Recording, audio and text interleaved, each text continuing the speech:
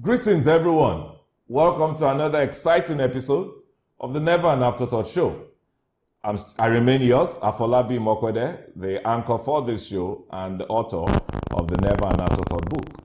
As is our usual custom, don't forget that to join us on this conversation, let's use our hashtag, the Never an Afterthought, and you use that to follow this conversation across all our social media channels, Twitter at NAA_book, Facebook and Instagram at NA Afterthought. You can always drop me a note by email. I love to read from you. Podcast at neveranafterthought.com. And last but not the least, which you may find easier, just leave a comment on the channel wherein you're listening or watching me.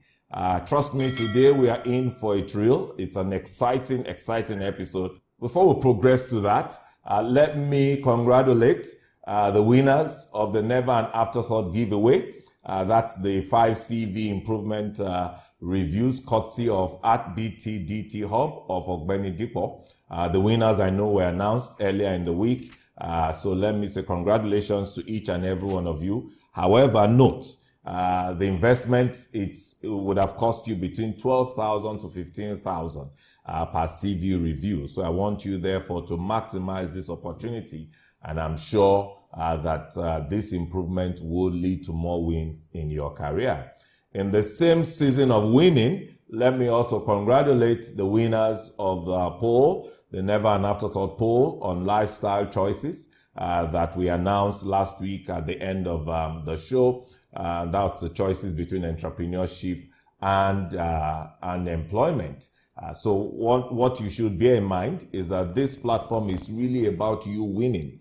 It's about you winning all the time. So stay engaged with us. There are many more wins coming our way. We will announce as we go along.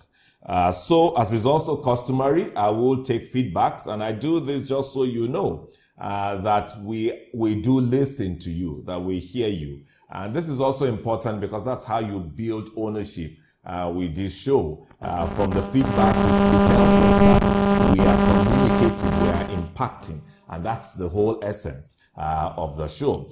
So I've got feedbacks here. I've got one from family. Remember last week we talked about friends and family, the importance of friends and family in your survival of any side also, any business you do. So yes, I do have feedbacks from family. I have one from all the way from New Jersey, USA, Maiwa Kubanjo.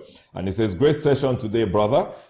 Indeed, my takeaway is start from where you are and build up. Thanks for the platform and showing a great example of diligence. Thanks, bro. I have another one, Olaide Bejide, and yours was actually a question. It says, some Nigerian employers do not encourage side hustle. You come to work Monday to Saturday, 8 a.m. to 6 p.m., sometimes even on Sunday. And if by any chance they know you have a side business, they frown at it, even though it doesn't disturb your work. How does one cope with this? Asking for myself, please. Well, Bejide, very important question you asked. Immediately I saw this, I actually jumped in and I asked our audience on YouTube to engage with this as well. I also tweeted this earlier in the week. So stay tuned to the engagement to learn from the comments of others. I may even, when I bring in my guest today, I may actually, if the time permits, ask him for his own thoughts on it as well. But this is my point. I do not believe that, because I'm an employer myself, right? Employers cannot legislate what you do with your free time. And as we've often said, what you do with your free time, it's many times an indication of your passion. So long as you said it does not disturb the employer's time or the employer's output, I will say fire on, okay? Amarachi Samuel, this is interesting. I think this topic is confirming that I should go for what I've been planning. Last week I talked about testimony. So it looks like Samuel is also saying, I have a testimony here. This is a confirmation. She must be, she must be a Jim Christian. He said, last week I started making plans to start bedsheet business as a side hustle. I am gingered and I will go for it. Yes, Samuel, go for it. and go win and win big. Okay. If you need more ideas around it, don't always reach at Bodalanre. Incidentally, I think bedsheet business is one of the hustles we were going to get him to talk more about when next we'll bring him on set. And the last but not the least is from another family, a cousin in Ottawa, Canada. And she says, Kashokwe Alade, she says, I thoroughly enjoyed this episode. It was highly impactful and there was a lot to take away from it. I like how Bodalanre guided viewers on how to successfully juggle their main and side hustles while effectively distributing their energies between both. He is like the encyclopedia of side hustles because it teaches you how to make the most even out of very meager capital. And that's so true. In fact, that's one of the reasons why I brought Bodalanre, because he was talking about what you could do with what you and I think is inconsequential. What can I do with that 10,000, that 20,000?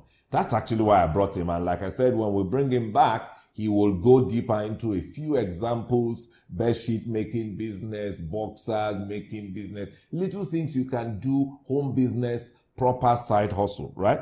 He says, and then she goes on to say, if you are ever at 6 and 7s about when and whether to quit your main hustle for your side hustle, this particular episode resolves the confusion. Wow, very glad.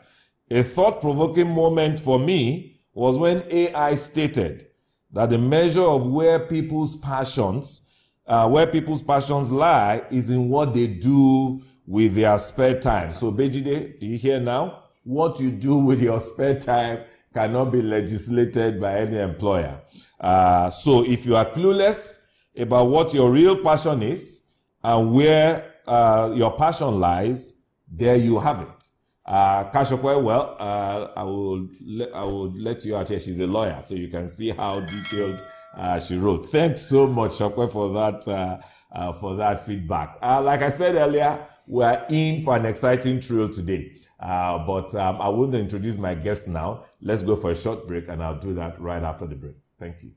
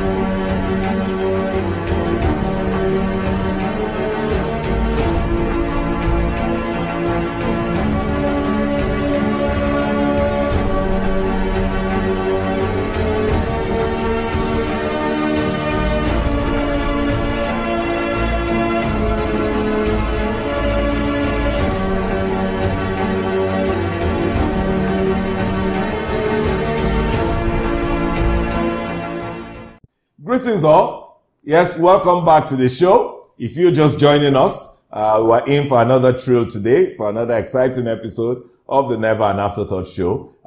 You know by now, to join this conversation, hashtag Never and Afterthought is the hashtag, and you follow us across all our social media channels, Twitter at NAA_book, Facebook and Instagram at NA Afterthought. Drop me a note at any point, podcast at neverandafterthought.com. And last but not the least, you can always leave a comment on the platform wherein you're watching or listening to me.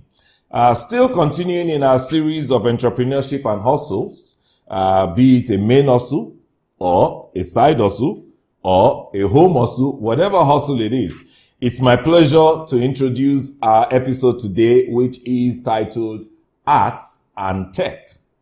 Art and Tech. Recall in episode 4 when I had Adora on set, and we were discussing at that time relevant skills for the 4th Industrial Revolution. She mentioned something. There was a quote from her where she said, art is a gift of perspective. Well, today we want to discuss the connect between art and tech.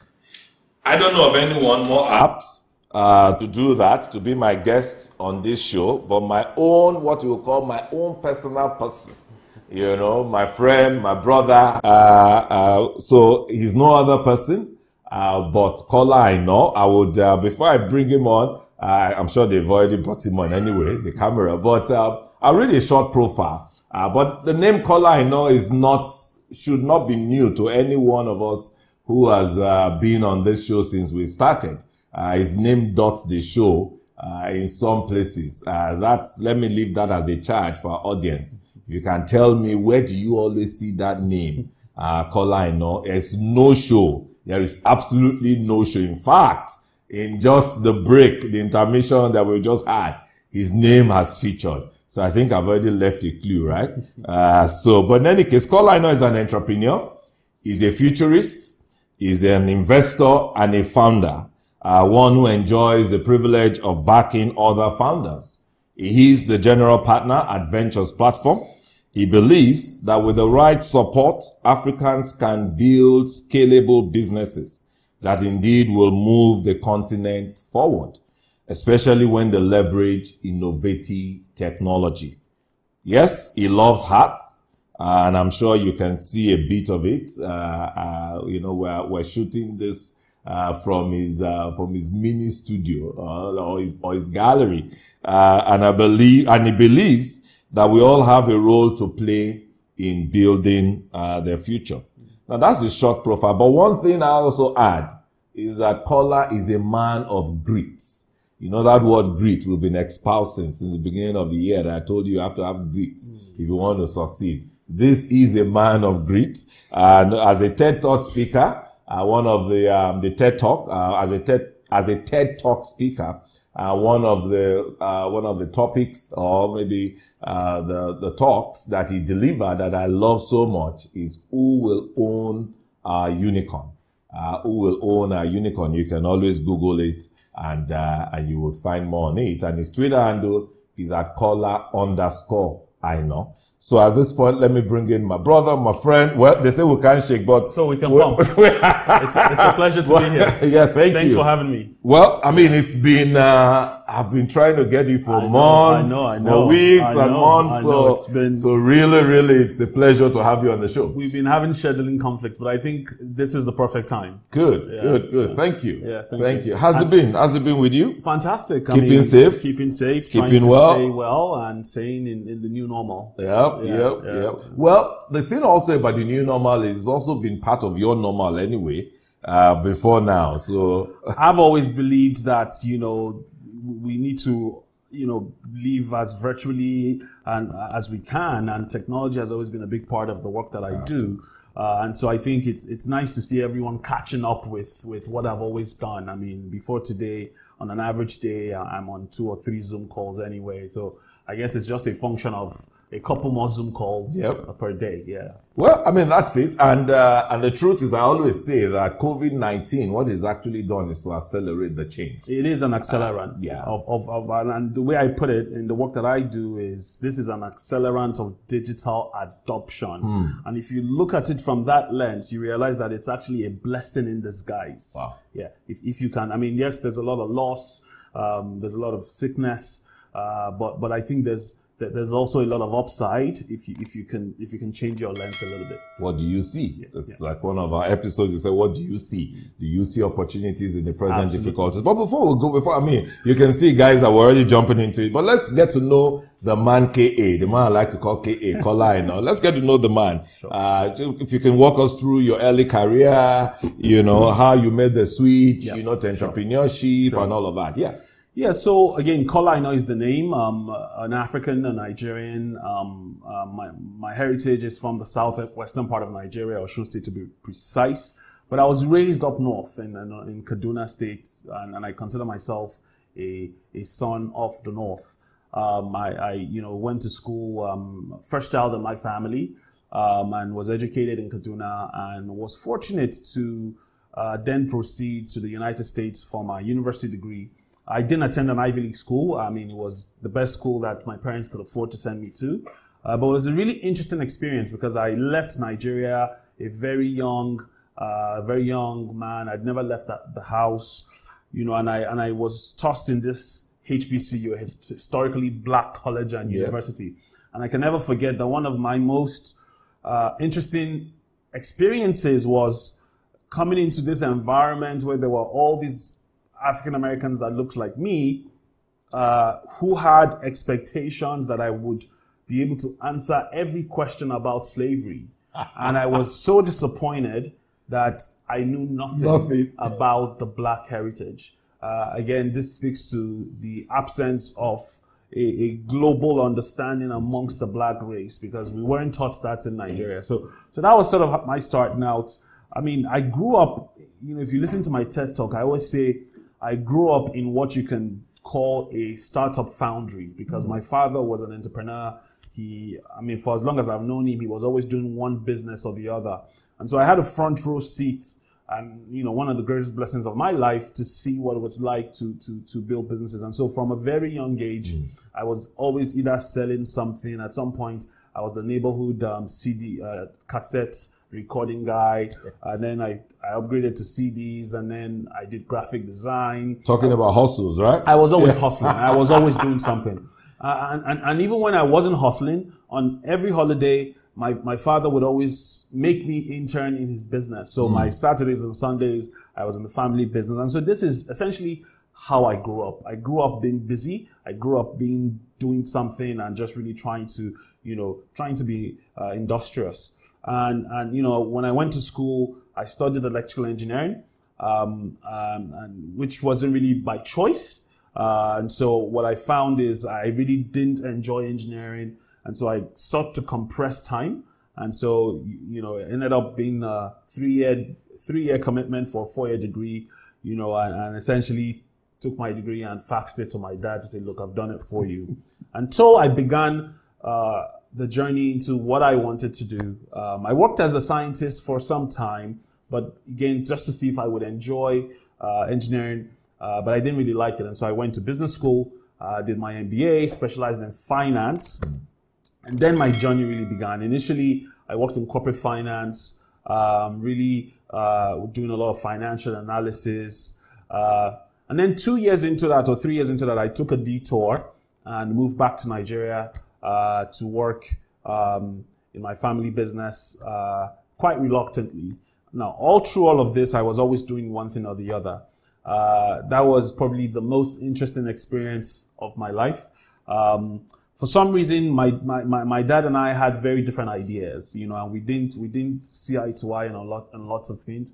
And I think I was a bit. That's because you look alike. Very similar look alike. I think I was a bit of an immature rebel. In a nutshell, in under 2 years, I walked away from what was, by all accounts, a very plush life.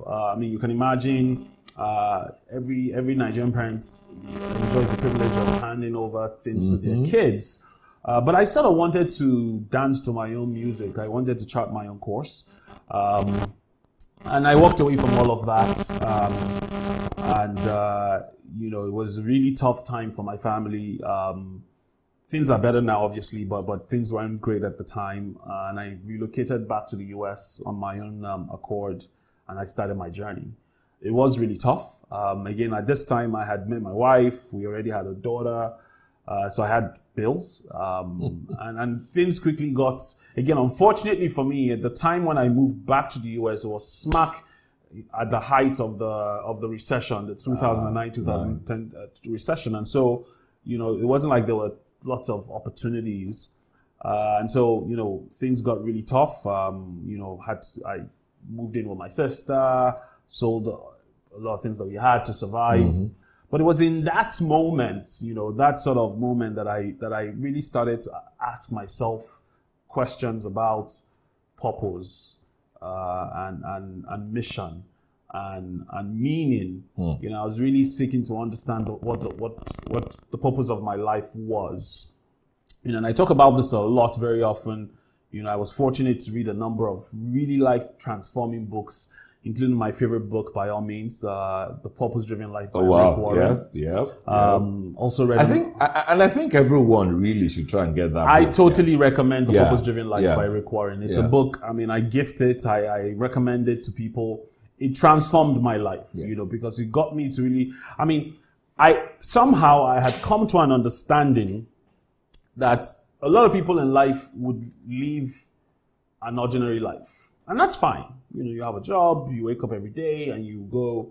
But if you want to live an outstanding, fulfilling, impactful, and a happy life, it's important you understand what you were put on earth for, what you were designed for, because essentially when you are in the right zone, it's effortless. Yep. And so I was really desperate to understand where I could find the biggest bang for my buck, where I could put in effort and extract value because I'm doing what I was meant to do. I didn't want to just do any job, and I spent about 6 months really thinking through that, praying through it, I read another interesting book called The Alchemist, and this is not a religious book by any means. It's The Alchemist by Paulo Coelho. It's a very short fable. And my biggest takeaway from that book is, there's a way the universe conspires in your favor when you sort of do the right things. And so all of these elements started to come together for me. Now, the third element was, before I moved back, I left Nigeria, because I was really unhappy in my job. I started, you hear a lot of young people talk about multiple streams of income. And at the time, this was really important, right? It felt like if you weren't doing 5 things, you were dulling. And so I found myself doing so many things, but none of those things were really outstanding. Each of them was just really subpar. But because I wasn't interested in being average, I was interested in being outstanding. I really started to think about for how long would I keep struggling on all these things and be mediocre? And I remember reading once in a book. The book is actually called The Discipline. I forget the name of the book, but anyway, there was an illustration of a shark chasing several fish and several fish chasing a shark. And the line basically read, "The disciplined pursuit of less." And that line stuck with me. So the combination of thinking about that line, reading The Purpose-Driven Life, reflecting on the purpose of my life, and realizing that, the universe does conspire, and you can take that as a Christian, Muslim, whatever, Christmas, whatever you are.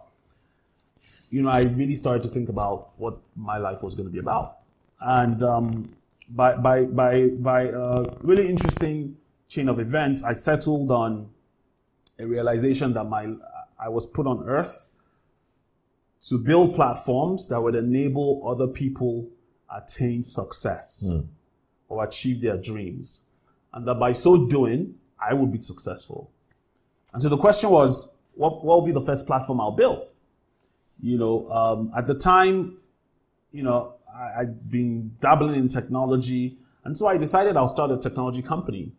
Because software would allow you build platforms that could help people. By helping people, you would generate income. But the problem was I couldn't write any code. And so the question was, do I go learn code or do I?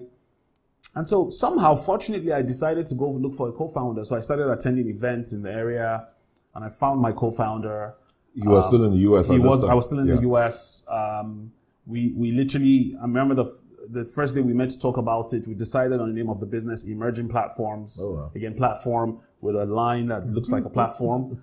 Again, staying very true to my purpose. Yeah. And as they say, the rest is history. Relocated back to Nigeria. And that business today has given birth to many other businesses, including my main sort of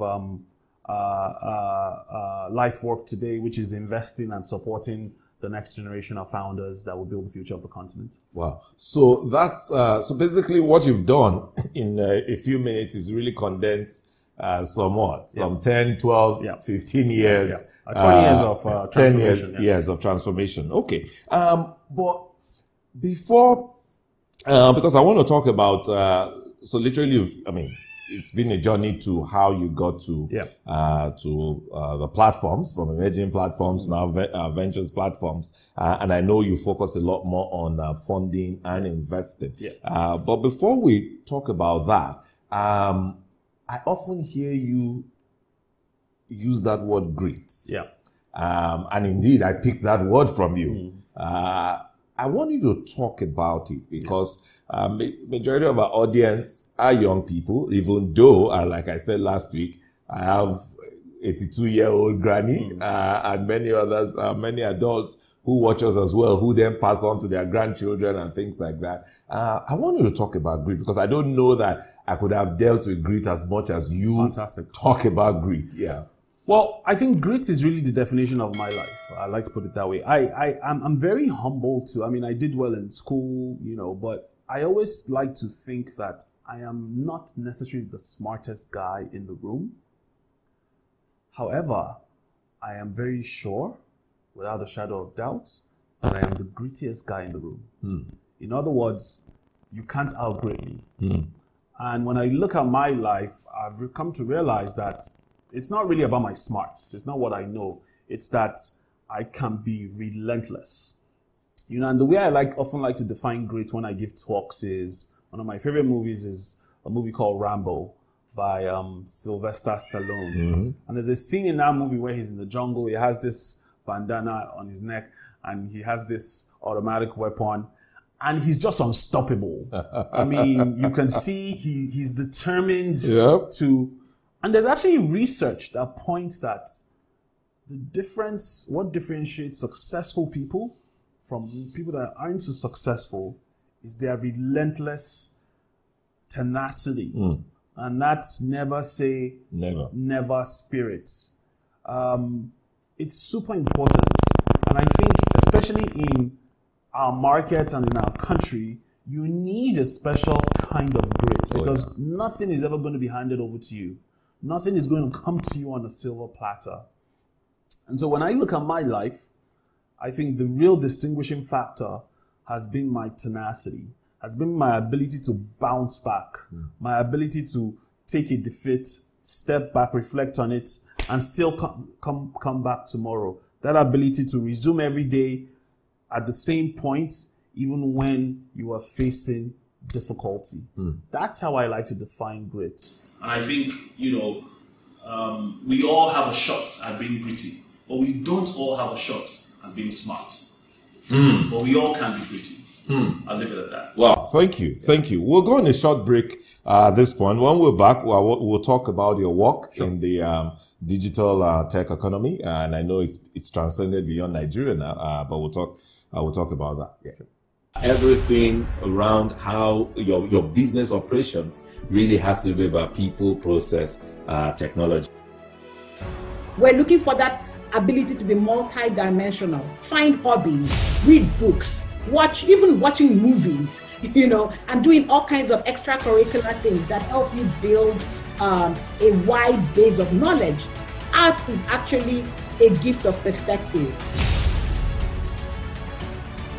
7 out of 10 employers said they check your social media before they hire you. Your social media footprints should reveal your authenticity. Please join me on YouTube every Thursday at 6 p.m. West African time for another exciting and engaging episode of the Never an Afterthought show.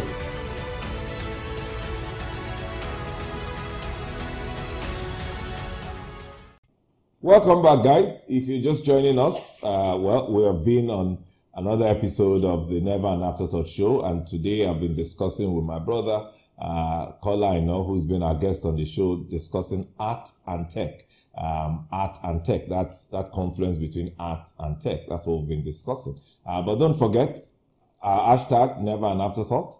That's the hashtag you join the conversation across all our social media channels, Twitter at NAA_book, Facebook and Instagram at NAA Afterthought, drop me a note. I'd love to read from you. podcast@neverandafterthought.com. And last but not the least, you can always leave a comment on the channel wherein you're listening or watching us. So now we're back.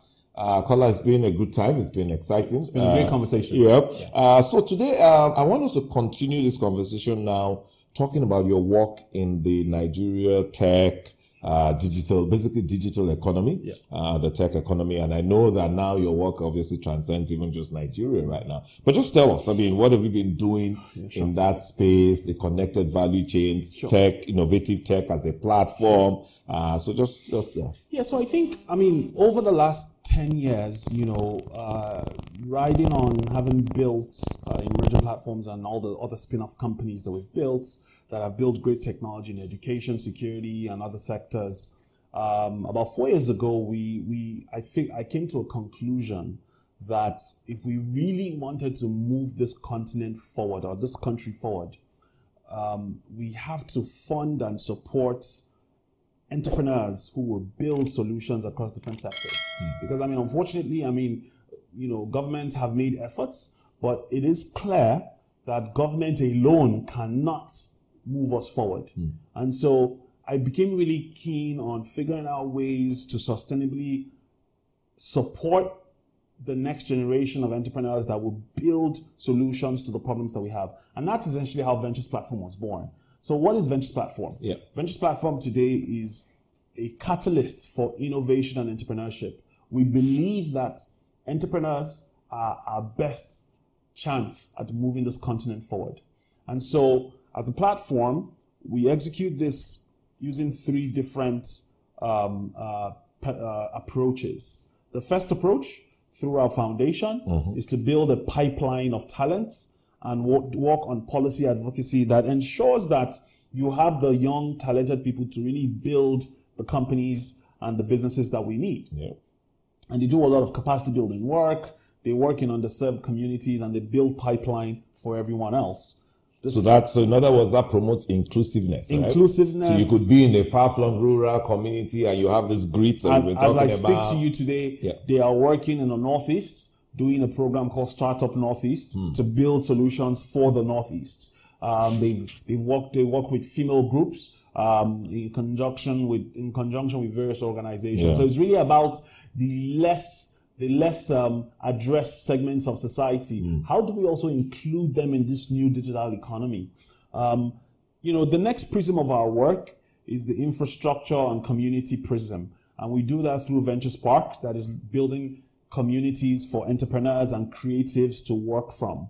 Again, if you visit our campus in Abuja, you will see that, when we launched in 2016, we were the first to really introduce art in the tech industry, because we feel very strongly that to build globally competitive solutions, Africans must work in the kinds of environments that will stimulate their creativity, right? I mean, it's not enough to just throw a plastic chair and table together and say, come and start coding. You need to actually take people out of their situation, to create an exposure and an ambience that challenges their creativity. And that's what Ventures Platform is about. You arrive at that campus and you're immediately struck at the art.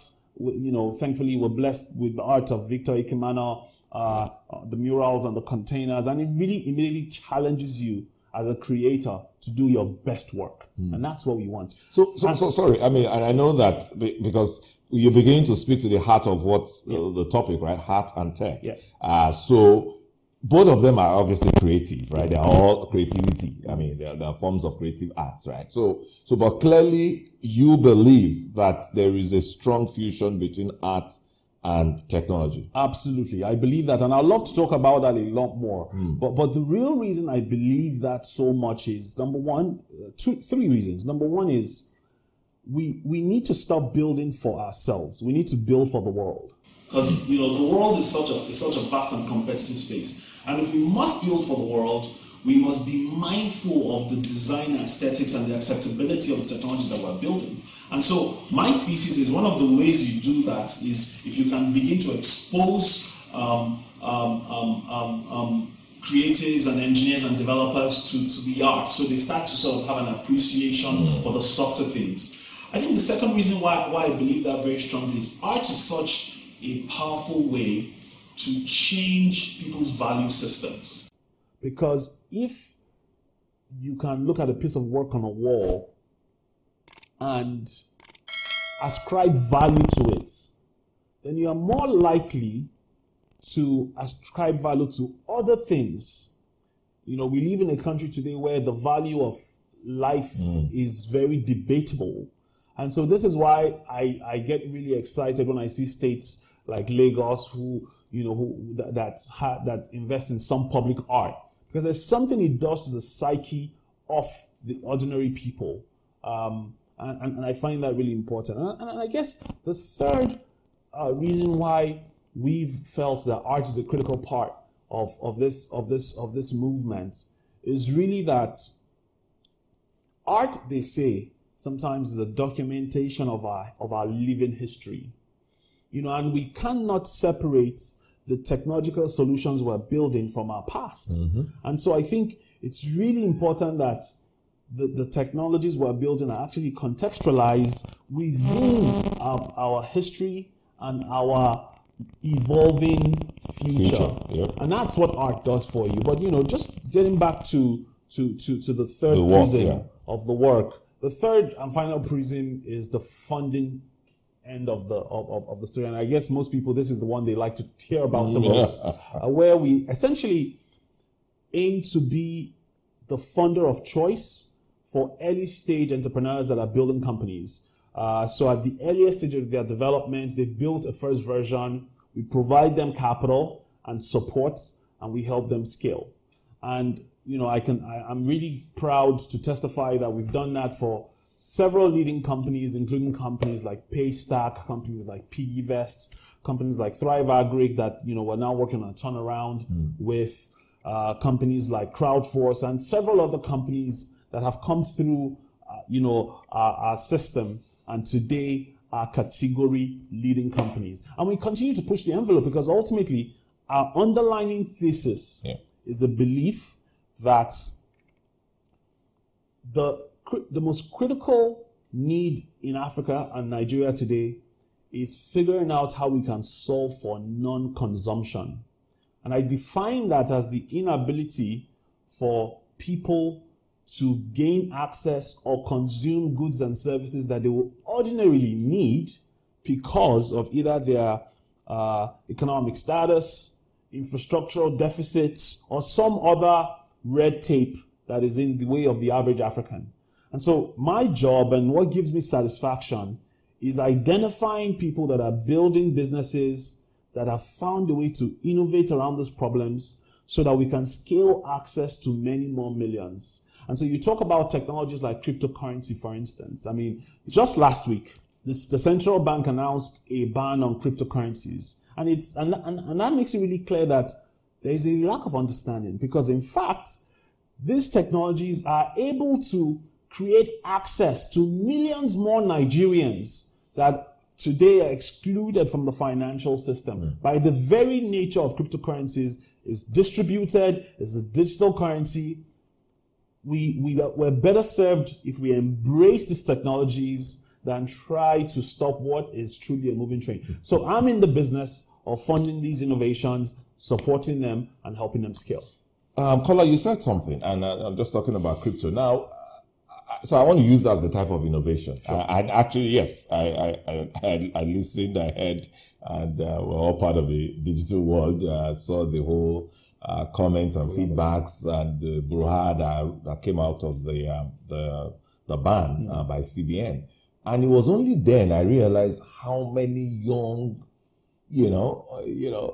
Nigerians are actually investing in these things and actually trading on crypto and things like that. Oh, absolutely. I didn't know it's crept on us that much. You will be surprised to know that Nigeria, I believe as of December last year, Nigeria was the second largest trading market on the Paxful, one of the largest exchanges. Yes. And that's because it's provided solutions for three critical use cases. And I'd like to talk about that very quickly so people understand. So the first use case is as a medium of value for storing value. So for instance, again, people will just buy Bitcoin or other cryptocurrency and hold it. Because what we've seen is over time, the value has increased. And when you're in a situation where you've got inflation and you've got a depreciating currency, people are going to look for alternatives. The second critical use case here is as a means for remittance or transferring value. And that has become so much more important, because as you have a decline in oil prices, people are looking for alternatives to get value across. And so there's so many use cases that this technology provides and portends. And I believe that, and the beauty of it is every young person can get on the blockchain and build their own technology. So it's flat. Your listeners can actually build their own blockchain technologies, participate in this economy, and really improve their standing in life and in society. I mean, yeah, because I was listening how people were talking about how much they've made, investments and things like that. So it just tells us that innovation, right? Innovation really it's all around us. It's all around us. Now, the other thing I want you to clear is, many times, because technology is so wide, right? And many times people also interface with technology from a use point of view. When we talk about technology solutions, I think that English sometimes limits the fact that technology should be used to solve problems that are not even technology problems. So whether you are solving a problem of access to education, it's an educational problem, but even though you are using technology to solve those problems. So I want you to just clarify that. So first of all, technology is not software. Technology is not computers. Thank you. Technology is not coding. There's a huge misconception that technology is coding. Technology is actually a bringing together of systems, tools, and approaches to solving a problem. So a hoe that a farmer uses is actually technology. An irrigation system is actually technology. And so when you think about it that way, you realize that the applications are vast. If you redesign your distribution system, so for instance, if you think about why we have difficulties with getting healthcare to our remote areas, well, perhaps you can design. Kaduna State has just signed a contract with Zipline to use drones to deliver medicine. That is technology. So it's really the application of tools, systems, and processes to solving problems. And there is no limitations. The challenge for the African is we have to improve our level of curiosity. We have to question things. It is not normal that you're walking past your street and the gutters are overflowing. It is not normal that we don't have 24 hours electricity. Yeah. Now, but to really become a solution provider, you first of all have to be curious. And then the next step that I think is you have to empathize. Empathize that, well, if I'm dealing with this problem, there's 100 million other people that are dealing with it. And that starts to shape the economic opportunity. And I think so many of us have gotten so complacent and comfortable with the status quo that we're not really able to see that there's dollars around us. Kola, thank you. Thank you for that clarity, because, and I say this and I seek this clarity because this is not a talk show, right? We're having this conversation so that our listeners, our viewers, our audience can actually take something out of it and benefit. And one of the areas I know, as we're wrapping up now, one of the areas I know that they are listening and they'll be like, okay, Venture Spark Foundation, right? The VP Foundation, pipeline of talent, inclusiveness. How can I be a part of it, for example? But they would then think, I don't have coding experience. And that was why I needed to clarify, because if you look at Paystack, yes, technology solution, but in payments. If you look at Thrive Agric, technology solution, but in Agric, so I wanted us to be clear that when Kola, or when we talk technology solutions, we're actually not just talking about software, coding, and things like that. I mean, I think time would always, cheat us, things like this. And when you talk about empathy, I also empathize on the cost of data for our audience. They're all young people looking to make a start in life. So I need to balance their time and their investment in watching us. But I won't let you go without talking about, we've been talking about art. But are you saying that, I want to ask you this, are you sure those theories you were talking about art and tech is not because you love art? I love art. Yeah, and how did you come about it? How did it grow on you? It's an interesting question. I grew up a really curious kid, and I think my first encounter with the arts was really looking at my father's vinyl records, particularly the Fela records. Yeah. And I was always fascinated by Lemmy's illustration. Yeah. And I would take the Lemmy records and I would try to trace them. Yeah, trace it. Yeah. So that was my first interest with the arts. As I got to college, I tried to paint myself as a means to answer certain questions around race and my place in the world. But then I realized that I wasn't really good at painting, and so I figured, look, if I can't be good at it, then maybe I would collect art. Collect, right? So I started collecting what I could afford. Today, that has become a big part of my life. I chair the advisory board of the Yemisi Shillong Museum in Lagos. Wow. And I support. That's big. Yeah, well, I mean, it's a privilege to chair that board. That's perhaps the first. It's the first private museum in Nigeria, Yeah. And last year won an award for museum opening of the year. Do you chair that? Yeah, I chair that. And I support lots of artists. Who are your best artists? That'll be a tough question. So just tell me tell me three. But not in any particular order. So let me help you. In no particular order, exactly. I collect. I'm a huge fan and a friend to the likes of Victor Ekimano. That's my brother. Modupe Olafadugba, who you also know. Yeah. I love the work of Ni Olagunju. Who does sculpture? I think you've got one of his sculptures just behind you. So I was just saying, as we're in this studio now, right? I mean, or so I call it, what do you like to call it? Gallery? I like to call it my den. Your den. Yeah. Okay, so you're going to take us. I mean, we're going to wrap up with a den. It will be our third intermission. Yeah, we'll just wrap up with a den. Happy to show you around. Yeah. So, Kola, like I said, I wasn't going to let you go without taking us on a little walk around your den. Sure. I know that this is a day's tour, but just for a few minutes. So we're talking about some of your collections earlier. So who's this? This is a really rather recent work by an artist called William Chechet.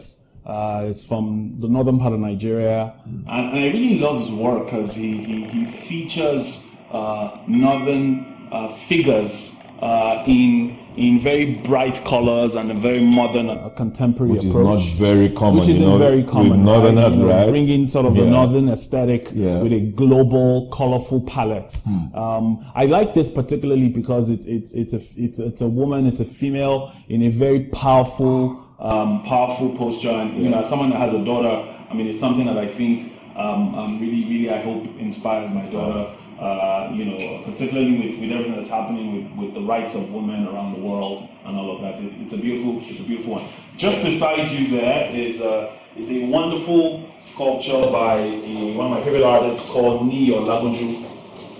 What's really fascinating about this, I believe it calls the Dembe series. These are actually vintage old sculptures that he tours around the continent and picks them up, documents their history, but then he coats them in different materials. And the whole idea for him is there's value in our culture, right? And so you have these now collected all around the world in Miami and in several places as well. He's also done a series of works, again, with some really ancient sculptures that are then die cut and layered with gold dust and silver. And I just really like, the metaphor of juxtaposing African crafts and sculpture with precious metals. So he's more of a sculptor, right? He does paintings as well, but he's mainly a sculptor. He's also a photographer that's documented the Arungu Film Festival and the Durbar series in the north, which takes us to a really interesting piece here. One of my favorite pieces, talking about the Durbar in the north by Adekola, who's a master photographer, who's able to manipulate photos. And this is one of my favorite ones, called the Emir's Guard. An image of the Emir of Kano's, one of the Emirs of Kano's guard. And you can see the richness of the color. I'm always fascinated by these guards because in the sun, in the heat in Kano, they're able to still, survive that. This right here is one of my favorite pieces. It's a piece of poetry by a really young artist. She's on Twitter, and Adams is her name. And again, it just speaks to the power of social media. I met her on Twitter, and I really love the craftsmanship of the work. You can check her out. Anne Adams, I believe, is her name. Just talking about poetry, I mean, we featured Amanda Gorman as well in one of our episodes recently. That young poet that delivered the Heal with Rhyme at Joe Biden's inauguration. Awesome piece. Awesome. Fantastic. You should listen to our work. Fantastic. Yeah. Awesome. Yeah. Fantastic. And just walking across this way, a series of walks that are essentially black paints. This is by Kofi Asame, a Ghanaian draftsman. This is literally pencil work. It's actually pen work of a market scene. The detail is really just something incredible, as you can see. And as we move over here, one of my favorite artists, Victor Eikamana. This is a series of works, the Head series, that were made in 2013. So this is actually quite about 8 years old now. Really fascinating what he does with his own version of a language that some people would consider close or inspired by maybe Nsibidi, the ancient Igbo script.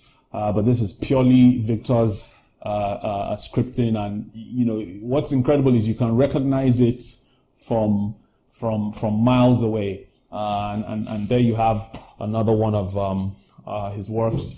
And by far one of my favorite works in this room is this masterpiece lithograph by Ade Additional, a Nigerian artist based in Scotland. And what he's done here is really brought together some of my favorite cities around the world, from Dubai to New York, and has created a piece that is very futuristic, because here you see the flying sharks with wings, and it just speaks to the power of the human imagination. Anything is possible if we just let our minds be free. Thank you very much. I mean, happy to show you around some more. Yeah. Thank you. Yeah. Thank you. Yeah. Okay, great. Yeah. So, honestly, Kola, time won't allow us to share more, but I'm sure, I mean, hey, you are together. I'll be happy to come back exactly, on the show. Exactly. So, maybe last words to our viewers, our subscribers. Well, to the listening audience, while you may not be the smartest guy in the room, you sure can be the grittiest guy in the room. So go for it to your success. Thank you.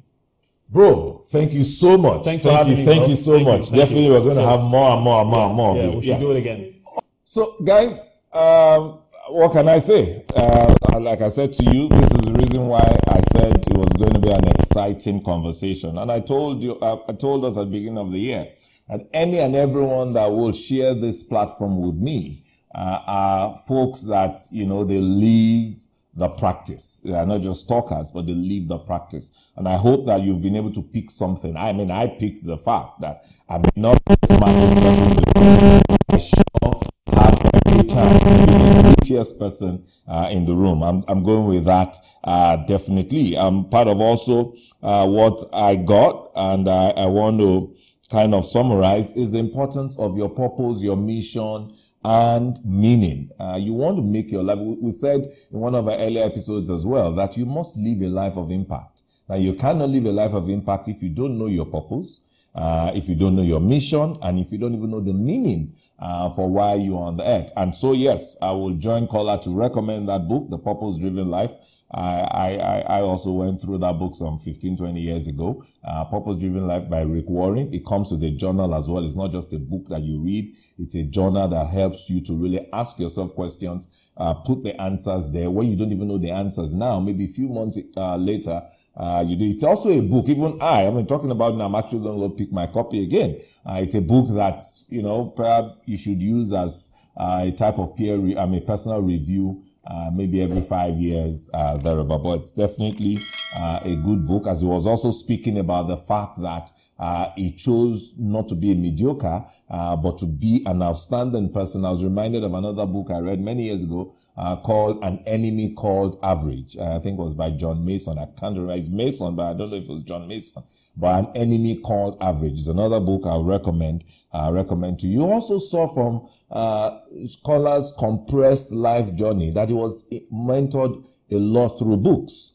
So you see, when I say that principles are universal, if you do what the other successful man or woman did, you will get the result that a successful man or woman got. So please, you don't have to get to know these people one-on-one. Just get mentored by books, and if God so desires that you get to meet them, well, you can. A lot of this also I shared in my book, the Never an Afterthought book, and as my producers will always remind me to remind folks to please go to www.neveranafterthought.com to pick your copy, and buy as many copies as you can. The hardcover version is also available now. We've had the paperback version since June 22nd when the book was released. That's 5,000 naira. But the hardcover version was released November 6th last year, and that's 10,000 naira. You can get all of it on our website. All our book partners are also on our website, be it Roving Heights or our booksellers.